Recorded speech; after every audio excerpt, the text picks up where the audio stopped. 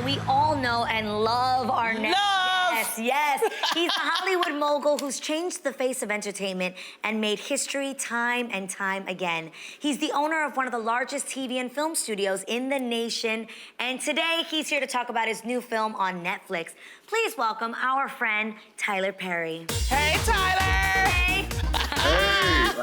Welcome back to the show. Wish I was there. I'm sick of this pandemic. We all need to be in person Same. again. Agreed. I wish you were here. Soon, but at least we got you. Because you know what, Tyler? You kicked off the year getting back in the gym, and then you was posting those thirst traps. How did you prioritize and maintain a healthy lifestyle with your busy schedule? I see those guns. Yes! I see Show 'em.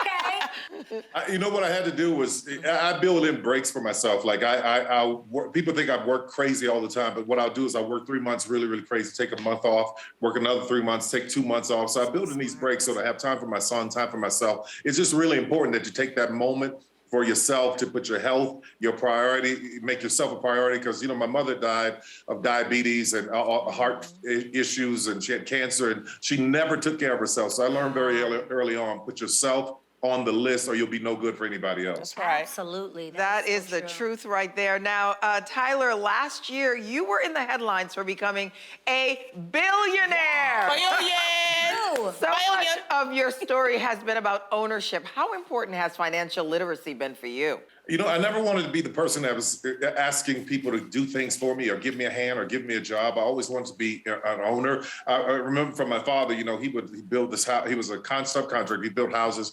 He'd get his $800 a week, and he'd be so happy he made $800. Well, I watched the man who owned the house sell it for $80,000. Wow. So for me, I always wanted to be the man that owned the house. And I know that that's where freedom is for a lot of us. You know, we're always talking about we can't get this job or we can't make our way here. Ownership is the key. And I tell all these people coming up in the business who are doing incredible things, if you're not owning your product, if you're not owning what you're doing, you're not fully going to be able to affect change, because that's where all the change happens. That's right. Thank you for spreading that message. That is so important and needed. Yes. Very, very needed. You've also been known to pay people's groceries. Yep. Or be the person behind the scenes picking up the load for others.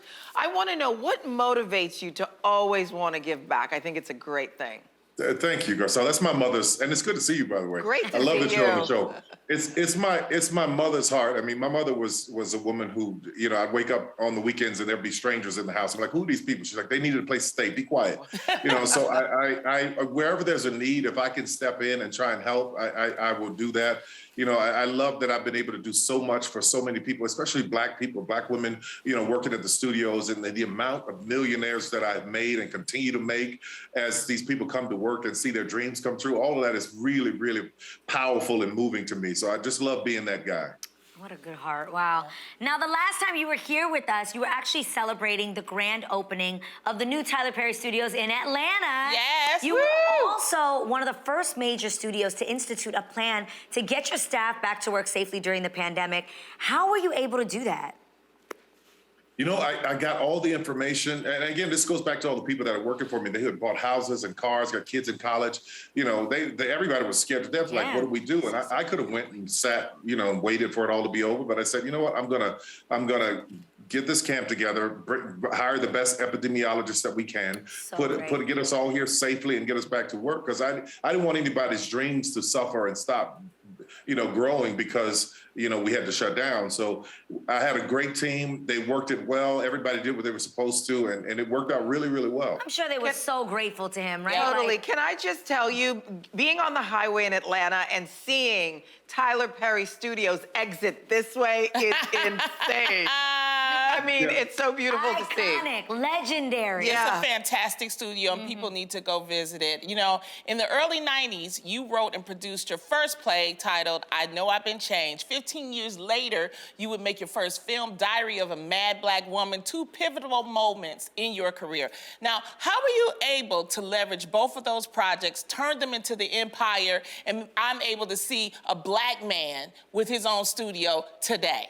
You know, honestly, the thing about it is I had a goal. I put my eyes on that goal. And anything that did not serve that goal, I didn't do. And that's why I tell anybody who's trying to get your dream come true, what is your ultimate dream? Like mine was the studio, being able to hire all these people, ownership. And anything that did not serve that, I refused to do. Even if it was, I remember having a job as a bill collector and used car salesman. But all of those things were a part of this where I am now. Because you can't out negotiate me in a contract because I was a bill collector. I know how to get what I want, right? So everything is going to work together for your good to get you there if you realize that whatever the goal is, everything will serve it. So that was the most important thing to me. Not worry about a critic, not worry about a hater. What is the goal? Keep your eyes on that and don't do anything that's not going to serve it. That's right. You got some gems here. Okay, let's talk about Madea. I mean, everybody loves Madea. What you want to talk about, Jarrell? Jarrell, what you want to talk about, Jarrell? Some Madea. Love her. She can't say nobody's name. She can't say anybody's name. Oh my God, the character is so fun. And I want to know, are you going to make an appearance? Is there going to be, you know, what are you going to do next with Madea? How important is this character to your success, really? Listen, I just wanted to get it out this past Friday on Netflix, and I want everybody to see it. You know, the only reason I brought it back is because all the hell we're going through. I wanted people to just laugh till they could not laugh anymore. Social unrest, civil unrest, a pandemic, politics, everything going crazy. We're all divided. Nobody can say anything without being canceled. So I just wanted to bring her back and just make people laugh. And if I get people to laugh just by watching this, go to Netflix right now and watch it and laugh. You deserve some laughter. So that's why she's back. That's right. So I don't know what's next for her, but right now it's about making people laugh. Like you just said, Madea is back for Tyler Perry's A Madea Homecoming on Netflix. When people tune into this, they're gonna laugh, right? What else can they expect? Yeah. There's some great lessons in it too, because it's about two characters having secrets and they want to tell the family, and I think that we set a really good example about how to handle both of these things. Like it's about life being short, and you get one life to live, so live it to your fullest. God gave you that life to live, nobody else. Amen. So live it to your fullest. So that's what I want people to really embrace and take away from this. Well, we're excited because we have a clip of Tyler Perry's A Madea Homecoming. It's park closed at 9 o'clock, son. 9 o'clock. They trying to gentrify the whole neighborhood. Yeah, gentrified? Yeah, that's when they try to make everything gentle. Like gentrified? That's what I said, gentle. They want to make it gentle. It used to be rough as hell. That's why I go outside sometimes just shoot up in the air, because I don't want nobody else moving here trying to make it gentle. I like it rough like it used to be. Got it. Can we talk about the marketing rollout for the film? You've been Beyonce, Adele, Mary J. Blige. Now, whose idea was it? Because we just love it. It's so good. Listen, I have too much time on my hands, man. I sit around thinking some crazy things. When I first saw that Beyonce picture and realized I was coming to Netflix, I said, I'm going to spoof all of this stuff. Love it. I'm going to spoof Bridgerton. Yes. I spoofed Mary J. I spoofed Adele. Adele's album was called 30. Medea's album was called 90. And I just have, and everybody who's seen it, I haven't heard from Mary J. yet. I'm waiting to hear from her, but everybody who's seen it actually loved it. Beyonce and Adele both got a great laugh from it. Now, Tyler, you weren't an overnight success. You had to struggle, you had to hustle, and you had to put in hard work to build what you have. What was it that kept you from not giving up? Right. Yeah, well, I tell you the thing that if I didn't have my faith in God, man, I don't know where I'd be. My mother, she didn't give me a whole lot, or she didn't have some great legacy, a whole bunch of money to leave me, but what she did was she taught me about God and faith. And for me, if I couldn't pray, if I couldn't keep moving through it, I don't know where I would be. So, and I feel sorry for so many people who don't have any connection to anything. You know, I'm not an advocate for people, doing anything crazy, drugs, all the other stuff, but having a connection to something higher and understanding that we are all put here for a purpose is really important. We need people to be as transparent as you are about your faith. That is so needed. Yeah. So It really is. And you continue to be a resource and mentor to so many people in the industry. I want to know, who do you turn to for, when you need advice or guidance or more faith? It's so great to have people that I can pick up the phone and call, from be it Oprah to Bishop Jakes to the former President Obama, just people who are full of wisdom, who I can reach out to and say, okay, here's what I'm going through. I love calling Oprah and saying, listen, I'm dealing with this. She goes, oh, I went through that in 82. Here's what you do. Having people who have the information and don't mind sharing it, it's really, really great. And we'll take your phone calls. That's pretty awesome. That is. And you know what? He will take my phone calls. Well, my texts. That's right. In the middle of the hour. Thank you. I appreciate that. You always uplift everybody. Paying it forward. Definitely. That's great. Now, Tyler, you said you made some plans to relinquish some creative control to more writers and directors, and this comes on the heels of the controversy surrounding many people who believe that you never had a writer's room.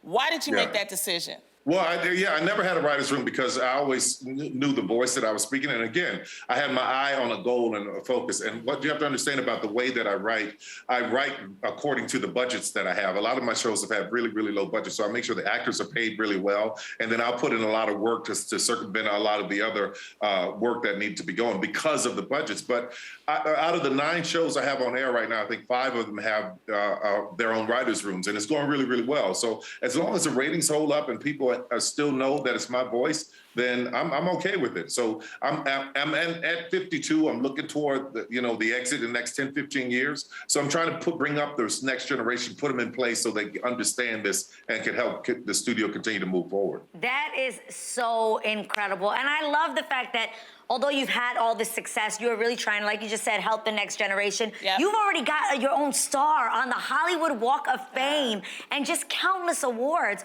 What's been the greatest lesson in your journey so far? I think it's just embracing all of it and understanding that it is what it is. Don't take this too seriously. It is what it is. I'm trying to just be the best man, the best father that I can be, live the best life I can. But the best lesson I've learned is just because my son, man, he'll break it down for me in an instant. I asked him over Christmas, I was like, do you know what famous is? And he said, yeah, it's like when a lot of people know your name, right? And he's 7 years old. I goes, well, according to your definition, your dad's famous. He goes, really? He's like, yeah, okay, can we finish coloring these coloring books? They keep you humble. I love it. And I love it. I hope he holds on to that for a long time. Oh, that's fantastic. That's beautiful. Tyler Perry's A Madea Homecoming is out now on Netflix. Be sure to check it out.